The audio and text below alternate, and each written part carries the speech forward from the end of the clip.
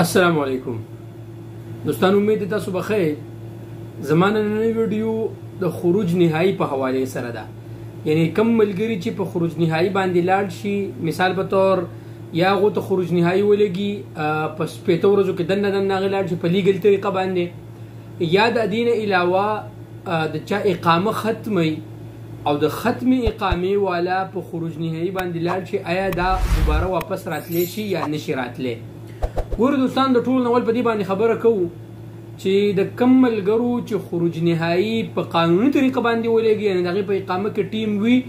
او هغه ته خروج نهایی ولګي، نو چې کله خروج نهایی ولګي یعنی فاینل ایگزیټ ولګي، نو هغه د دینه پس د فاینل ایگزیټ د لګیدو نه پس هغه پس کینډم کې شپېته ورځې دنه دی پاتې کېدی شي. یعنی د په خروج نهایی کې شپېته ورځې ټیم دی، په دې شپېته ورځو کې دنه به د سعودي عرب نه وځي، یعنی په 55 56 57 58 ورځ دي دی به په دې کې وځي. ټیک شه دوستانو، دغه پورې تاسو زما یوټیوب چینل باندې ویډیو ګورئ، یوټیوب چینل سبسکرایب کړئ، ویډیو لایک کړئ، او که فیسبوک باندې ګورئ فیسبوک پیج لایک کړئ، ویډیو د ملګرو سره شیر کړئ. او که په شپېته ورځو کې دنه ونه وته، نو بیا به د لیټ فیس به ورکوي، غرامه دی به ورکوي،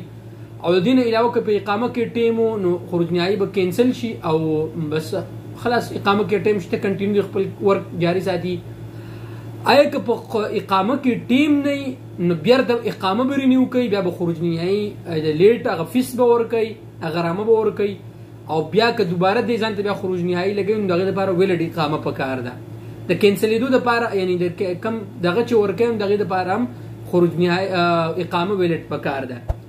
اوس بل خبره دوستانو هغه ده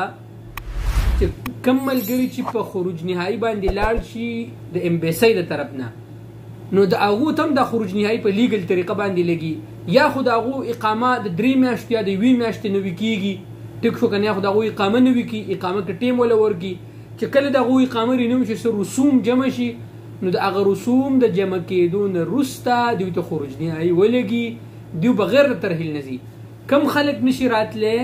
کم خلک چې په ترحیل باندې لاړ شي او د هغو نه ګوتې ولګي یا پسې هروبي او چې کیس په چا پسې، نو هغه خو مکمل نشي راتلی. نو مسله په دې ځای کې دا ده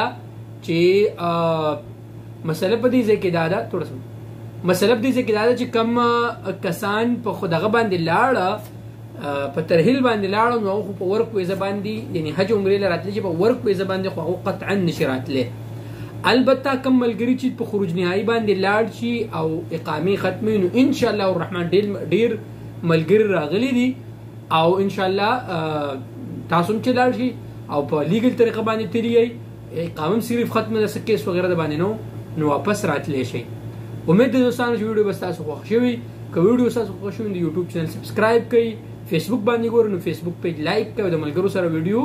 ضرور شیر کړئ. والسلام علیکم ورحمۃ اللہ وبرکاتہ.